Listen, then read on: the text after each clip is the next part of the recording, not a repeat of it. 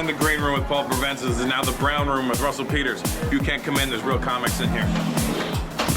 Hey, I'm at the Montreal Just for Laughs Festival. The place is crawling with comics. You can come and hang with us if you're cool and you don't get offended by anything.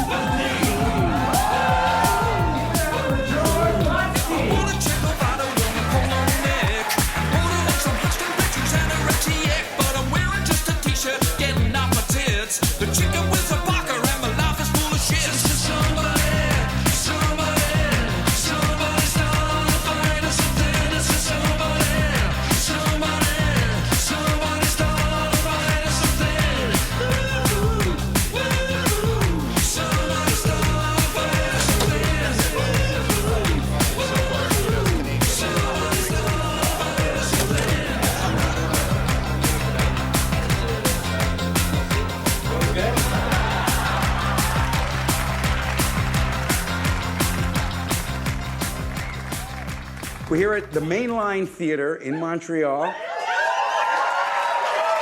which is a cool, isn't it a cool space? This is their homage to our normal thing. So, is it mainly hockey sticks? No, that's just a Canadian touch they put in there. Right. Does the Montreal, the little mascot, does that look like if you asked a redneck to describe a Jew? Like, is it... Like, well, a little green guy with a pointy nose and horns. Like, that feels weird. Oh, God. You know Judah? Yeah, we just met in the van. We had a 4-hour van ride over here. That's right. We were just sitting in traffic. I thought it was pretty good because everyone who has just got to Montreal, you know, we haven't been in Montreal long, but we were telling the driver who lives here, take a left here, take a left here. And you know what? We were fucking right. Yeah, okay. You were actually right. If there's one thing a French-Canadian driver doesn't want to hear, it's a guy with a big American flag on his hat. I was like, turn right here. Hey, I live in New York. I drive every night, so I know a lot about driving, man. Can you just feel your way around a place? You just go on instinct, dude. I was born in a taxi cab, dude. I know. Tonight was the first night I've ever been in traffic. I've never been in traffic in my life. I've executed every commute perfectly. This is the first time I've ever been in traffic, and it's only because I wasn't driving, man. That's world champion stuff. I also own a What's spaceship, the world too. champion thing? He's a world champion. What's your world? Oh, you're world champion at shirts. No, the shirt says world champion because I'm the world champion. Oh. Does that say world champion in Braille? This is world champion in Braille. Okay. You see, let me explain. When you win the world championships, which are basically karate death matches for charity, they give you a hat that says world champion in the native language of the country where the world championships took place. And as we all know, the last world championships were in Korea, and they were going to make it say world champion in Korean, but my karate kicks were too fast. They blinded all the judges permanently, so they were forced to make the hat in Braille. And you got a flag on your glasses in case the hat comes off? Yeah, these are actually from Puerto Rico. These were given to me by the Princess of Puerto Rico right after she blew me. She gave me these. That's what made the ceremony official. People in Montreal don't know the character of the world champion. They also don't know sports, you know, or they don't know karate. But they'll look at you with the hat and the glasses and be like, "This is what they are all like down there. This is what they are like." Was that okay, French Canadian? As far as I'm concerned. Listen. I thought it was kind of off, to be honest with you, dude. I love Montreal, or Practice France, as I've been calling it.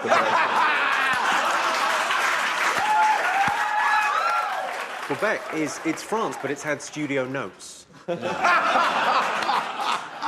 Someone from the network has been to France and gone, yeah, a few changes. We have some things. I like the cheese, but could we put it on fries? Would that work? I like it. Why is it called Quebecois when Montreal is a bigger city than Quebec and it could be called Montrealois? You know? I think you've just answered your own question. Yeah. You're so into language. It's just your best thing. I love it. What's the deal on that? It's really, Well, it's not really a love of language. It's just your insatiable desire to conquer the world market. No, it's to infuse the world market like tea. So I've learnt la langue française, et maintenant je peux parler français assez bien pour faire un spectacle en français. That's all, but it's not. It's a bit much. I think It's a bit much, right? I think it's a bit much. It feels like showing off, right? It's a little bit It's just much. really trying to belittle us now, Oh, right? it's absolutely showing off, but in a brilliant way. And but also, it's not as hard as it looks. It's not as. It's all you got to do is just learn the language. It's not that hard. See, when I go to France to perform, I actually make them learn English. And that's the other way. You see, that's more commitment. And you get a lot of people doing that? Yeah, and that gets more people learning different languages than just one person. So you're actually helping the world more. I learned one phrase in French when I've been here, which I repeat all day long. I just say, "Désolé, je suis un Américain stupide," and that's What is that? What is that? It just means I'm sorry, I'm a dumb American. Like, and then they go, okay, okay. Why are you putting down America, dude? America is still one of the top 3 countries in North America. Why are you putting it down, dude? We're in the top 3 every fucking year, dude, except for '95 when we came in 4th, but that's another story. I say, je jouais le volleyball en face de la poste. Very good. What does that mean? Which means, well, when I learned French, I learned, you know, several verbs. I do, I play, I am. Several sports, volleyball, tennis de table, hockey. And then I learned en face is opposite, which is, I think, the only one I learned. And then I can substitute. I could say, je joue le tennis en face de la plage, or I'll jouer le football de table en face de la piscine. I didn't know this show was gonna be in French, dude. I didn't Dude, know. it's the weirdest thing to have a whole fucking room laughing at shit I can't comprehend. Have you not seen Dane Cook? I don't even know the guy, I just knew the reference. Jimmy has a book coming out. You have a theory about why we even have comedy. It's a little bit pretentious. Are you sure you want to hear it? Because it's pretentious. I assume- Okay, so I was trying to think about why do we laugh? Why is there an advantage in an evolutionary sense, in a Darwinian sense, to laughing? And I think when a joke is basically you notice something that is out of place. Incongruous. Right. Something is incongruous, Right, yeah. something has surprised So I'm you. saying that the ha-ha moment of a joke is very similar to the aha moment of, I've had an idea. So you're rewarding noticing difference and linguistic ability. And those are the 2 things that have led to our increased development the last 4,000 years. So humanity, when we started, when we were wandering around in the savannah, and you would look at a field and you would see a lion in it, you'd notice that difference. Nah, bullshit. God put us here. He made us out of clay in a fucking garden, and he ripped out one of them goddamn ribs and made a pussy. He makes a very strong point. I would counter.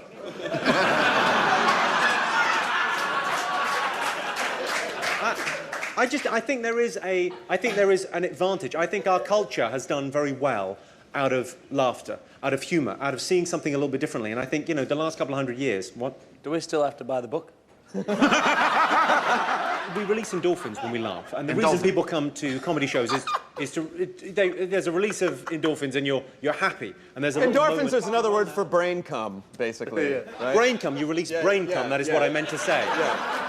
Your brain does a little cum, and it makes you give a happy feeling, and there must be an evolutionary reason why we have that. But I also think there's a certain communal aspect to it, that because a lot of times you'll see comics kill by just reminding people about things they already knew without any joke. And I think what's happening is people are laughing because there's this deep-seated evolutionary, like, I relate to you. We're all the tribe. We're all part of the same group. I agree So with is that. laughter the opposite of what we're doing right now? That's what I want to know. Is that what it is? 'Cause I'm fucking lost, man. I don't know what's going on, man. No, but it's okay to talk about it. Yeah. If we don't talk about it, no one's going That's to a talk good about it. point. But you're right, it can be boring as crap. Yeah. Well, that's the classic quote about analysing comedy is like, Right. is like dissecting a frog. No one laughs and the frog dies. Dissecting a frog gives me brain cum. I want to see endorphins all over the frog's Right, tits. I actually masturbate. I masturbate to you masturbating to that. I happen to love a hot cloaca. Oh, nice. What's cloaca? It's like a brass instrument, but it's played like woodwind. Say what it is? A cloaca is a sexual organ of birds. Is there anybody here Can we look who it up? actually knows? What? What do you got? This is a Wikipedia thing right here. Oh, well, that will be accurate. It's a vent. That's a hot word. Talk real In slow. zoology anatomy, a cloaca is the posterior opening that serves as the only such opening for the intestinal, reproductive, and urinary tracts. So it's all of it. It's a big combo. Oh, it's like a vaginus. Yes. I think it's exactly that. Just say vaginus. It's also associated with a secretory organ which secretes brain cum. Really? Brain cum. Rock, don't drop it. Hey. Good catch. What were we, so before we got on to vaginuses, Yes. what were we chatting about? We were talking about. Your idea about comedy and how analyzing it. No, I'm just accompanying your conversation. Keep going. All right. Yeah. I like that. I like him playing the instrument. Did you see Louis C.K. talk the other day? Yes. He talked about Playing the audience like playing an the audience instrument. like an instrument. You don't know if a joke is funny until you tell an audience. And the idea that when the keyboard's there, you can tell whether that's going to work. Because They are the co-writers. They're the sounding boards, It's aren't interesting they? you say. I consider them the other actor in the scene. Well, yeah, stand-up comedy is a monologue and a dialogue at the same time. With music in the background. I think music bumps everything up. yeah. You can't practice stand-up. And people always ask me, why do you do so many shows? And I'm like, one, it's my favorite thing to do. Two, it's the most relaxing thing that I do. Brain cum. Exactly. I like having the audience come in their brains, and But that is ultimately our job, is to release Yeah. brain cum. I mean, that's cum. We are brain cum expediters. I still go with indulgence. Expediters of brain cum. Indulgence. They are the ones that I Do you write? I'm asking you specifically. Do you write out your stuff, or do you have premises and you work it out on stage? I have premises, and quite often they come to me,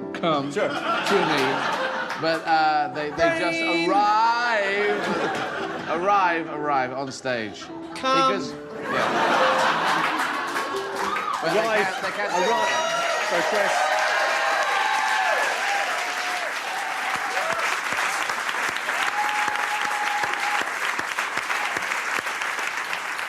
It's just part of the magic.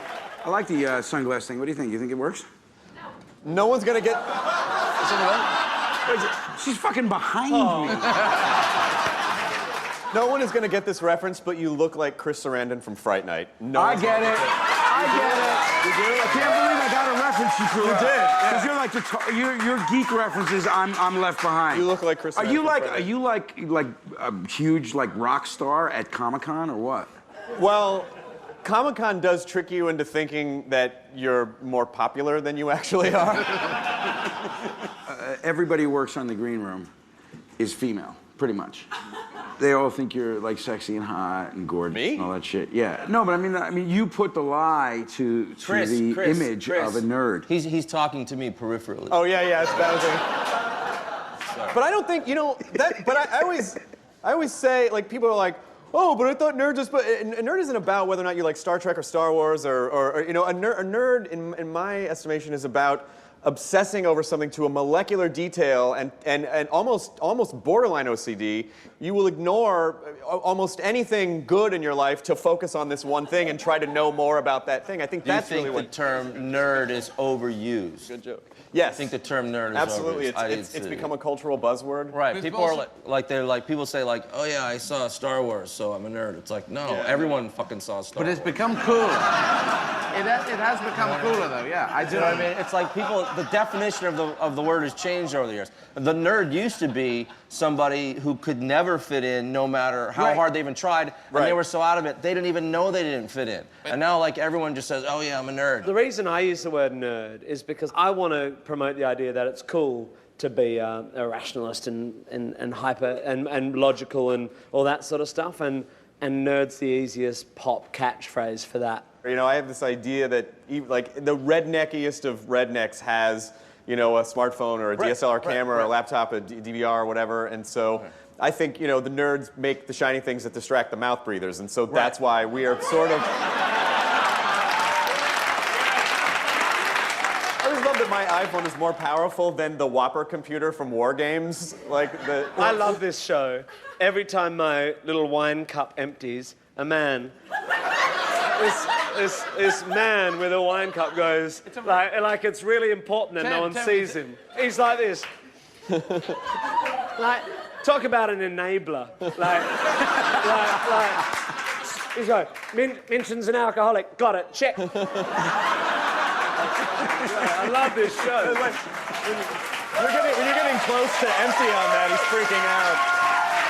Can I ask, what is the difference between a geek and a nerd? There's a lot of debate. I tend to think people mean the same thing, but if you ask one, they always say the other is the weaker class. Nerd is getting laid more than geeks at the moment. The Big Bang Theory has contributed to that. Comic-Con, the fact that Comic-Con is so used. Well, The Social Network was, I mean, the biggest movie last year. Yeah. The kind of the new hero is a nerd. I mean, basically, the world at the moment is run by nerds. I mean, I think because of technology.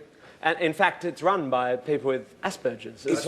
No, that was the theme of Revenge of the Nerds. That was the whole theme of it. Yeah. There was a story today that Apple Computers has more reserve cash than the U.S. government. I heard this. Yeah, but that's not saying a lot. I might have more reserve cash in this game. And I'm not in good shape.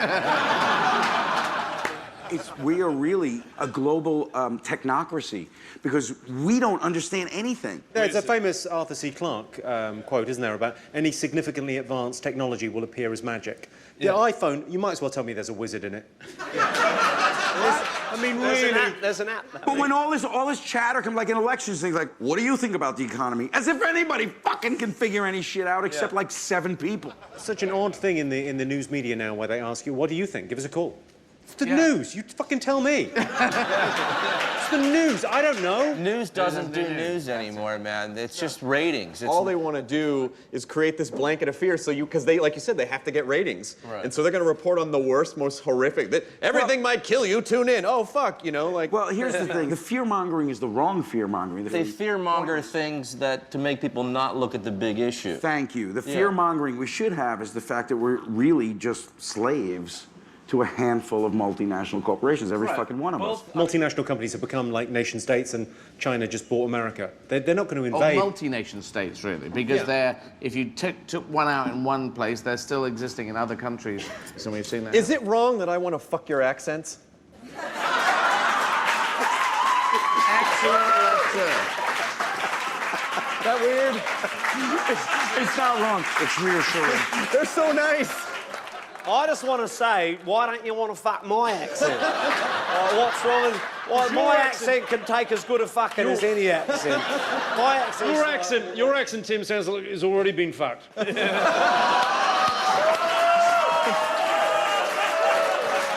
fucking hard, mate. Would it be incredibly boring if I related this back to comedy? Because I feel like a political-ish person. I'm a lefty. I'm certainly liberal. I certainly don't think you should fuck with other people's shit unless it's damaging other people's shit and all that stuff. Very nicely put. Thank you. I'm a poet. I'm known to be a poet.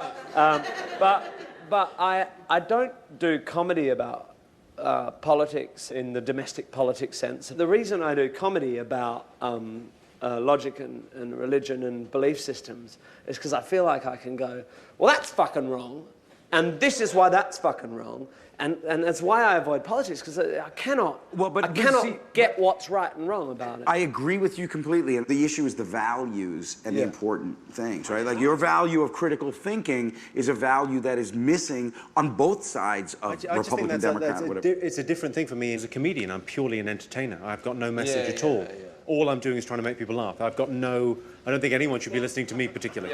Here's my issue about talking about the minutia of politics is that then you are part of the narrative that they want you to have. You then become part of the distraction that the media, which is all a handful of corporations, have decided is going to be the narrative that you engage in. What I find difficult about politics and stuff is I'm frustrated by the limitations of the power of critical thinking, because I'm obsessed by critical thinking and go, right, all my beliefs are formed like this, so I'm going to try and be as clear thinking as possible. And then you hit politics, and because of the massive complication of media and the narrative we're sold and all that, you hit it, and your powers are useless. Because you don't have all the information. And that's why I try not to do comedy. If you're doing comedy about what's on the front of the newspapers, to kind of give my spin on what you're saying, someone's telling you what to think about. Exactly my point. Because just because the papers tell you that's what's important today, that's not necessarily what, as any sort of artist, you should be doing. No, as an artist, you need to be bringing yourself to people, is what you're saying. Fuck what's in the papers. I think we have created a place, particularly in the UK and in America as well, where you can be comic philosophers, where you just put out your idea of where things should go or what things should be or whatever. And I think people want to listen to a voice. So I happen to be going into politics, so I'm trying to put forward something that is quite a long-term thing. You're going to run for European politics, right? Sorry, no, I will stand for Mayor of London or MP, Member of Parliament or Member of the European Parliament. When? In 2020. Do you think you can win? I think I can win. I think I can win too. I think I can communicate. I've got a lot of energy. You look good in a dress. I will have to have two looks. I will be a transvestite politician, so that's going to be slightly different. You're your own first lady. That's adorable.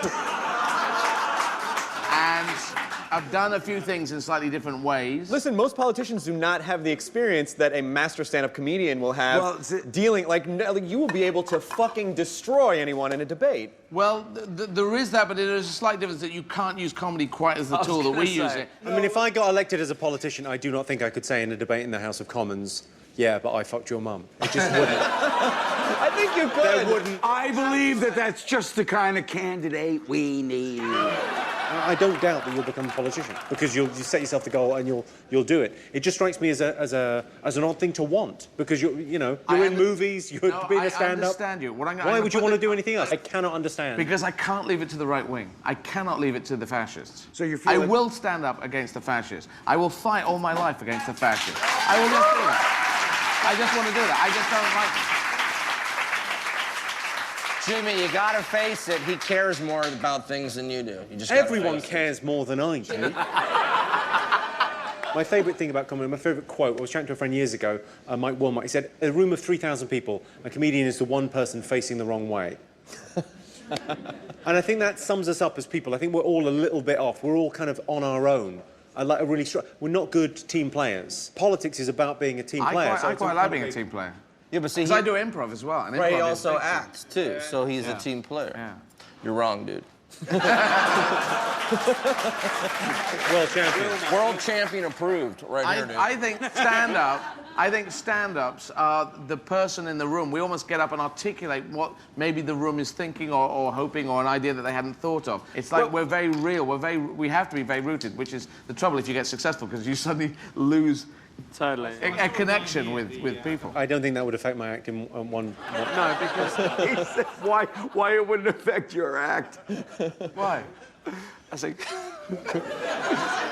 because people will always rape. I have a bit for you that I want to tell you because I've never been able to use it because it just doesn't suit my act. Oh, great. Okay, go on. I want to give you a joke. Yeah, done. Thanks. I'm not going to do it now. Do it now! I often get this with comics. People do it to me.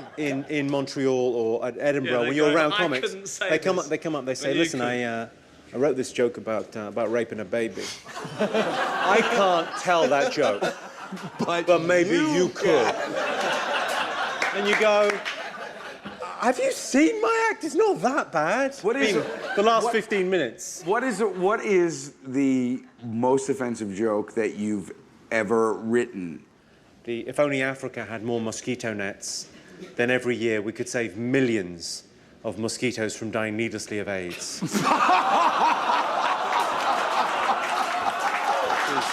Wow.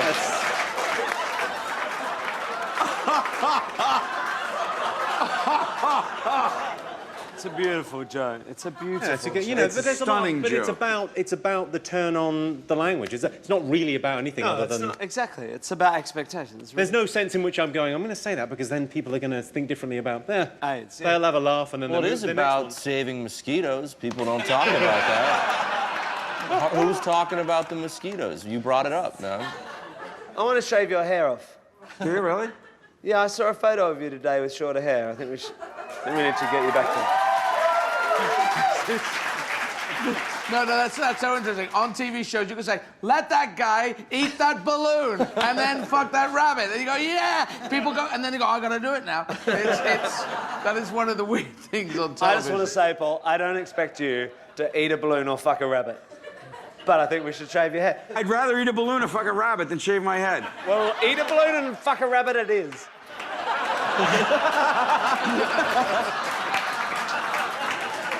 He's backed you into that one. Oh, he got me Check again! and mate, Kasparov. You think? Oh, look at the time. What a shame. We gotta go. We gotta go. Tim Minchin. Judah Friedlander. Chris Hardwick. Hello. Jimmy Carr. And future Senator of England, Eddie Izzard. Thank you, Mainline Theater. Thank you, Montreal, Juste pour rire. Thank you, everybody who helped move us up here to Canada. Come on back to the green room. Good night.